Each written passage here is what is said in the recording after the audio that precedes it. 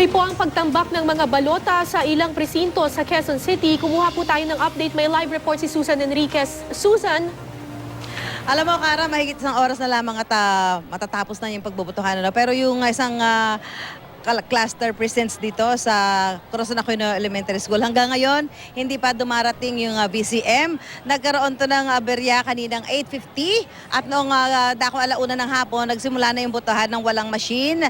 At yung mga balota nga ng mga botante ay idinediretso na lang sa box. Yung iba umaalis na at hindi na nila hinintay. Kasi sinasabi yung BCM na dadalhin dito, replacement para doon sa nagka-aberya, ay manggagaling pa raw dyan sa Intramuros dahil yung naubos na raw yun nandito sa City Hall na pang-replace ng mga BCM dahil nga maraming may mga nagkaroong aberyang BCM. So yung replacement, so naubos na. Kaya manggagaling pa dito sa Intramuros. So hanggang ngayon, iniintay pa rin pero tuloy-tuloy pa rin ang pagpapaboto doon sa mga botante na talaga naman naghintay na rin naman ng ilang oras at sabi nga nila para hindi masayang, boboto na lang sila at iiwanan na lang yung balota at hayaan na yung mga miyembro ng BEI ang siyang magpasok nito doon sa machine kung dadating man. Samantala, narito ang bahagi ng ating panayam kay Ginoong Rose Sarong, ang BEI chairman. Ito pong isang presento rito na wala pang BCM hanggang sa mga oras ito.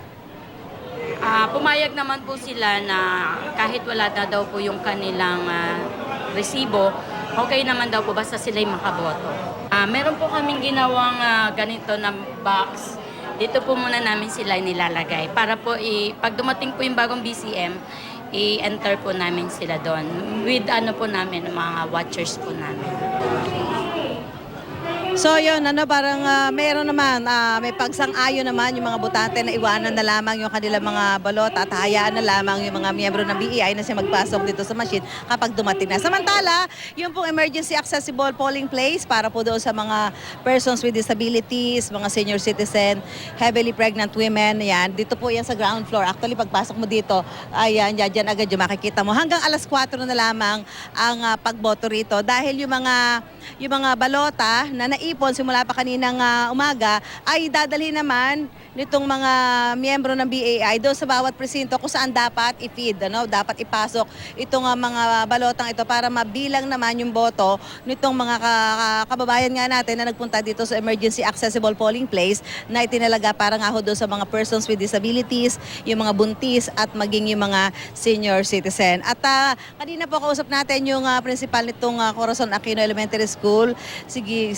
ng Elvira Dumlao, at sabi niya as of now, isang oras pa ang ating bibilangin bago magsara yung mga presinto ay nasa 60% na ang turnout ng mga botante dito po sa kanilang paaralan. At nakikita naman ho natin ngayon na mas makapal yung taong dumarating pa ngayon dahil nga mas malamig na sa paligid. So yung iba talagang humahabol pa para makapag-cast ng kanilang boto ngayong araw na ito. Susan Enriquez, nakatutok para sa eleksyon 2016. Susan, may isa lang akong tanong. So nilalagay nila sa isang box muna yung mga balota. Sino ang nagbabantay doon sa mga balota nila? Paano sila makakasigurado na talagang ito ay hindi matatamper at talagang papasok ito at maisusubo ito doon sa mga vote counting machines kapag dumating yung replacement?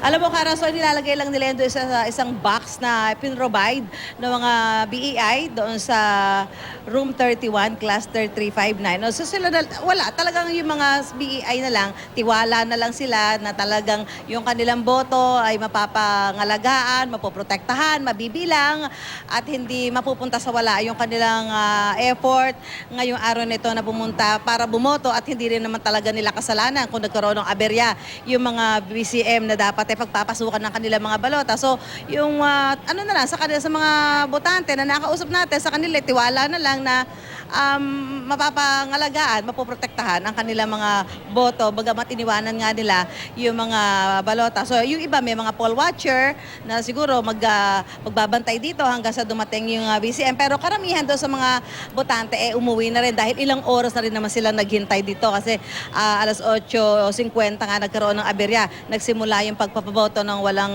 machine alauna ng hapon. So marami na yung naghintay at sabi nga nila pagkakatiwala na lang nila sa mga miyembro ng BEI at siguro doon nga iba, yung may mga poll watcher na naiwan pa. Kara? Maraming salamat sa iyo, Susan Enriquez.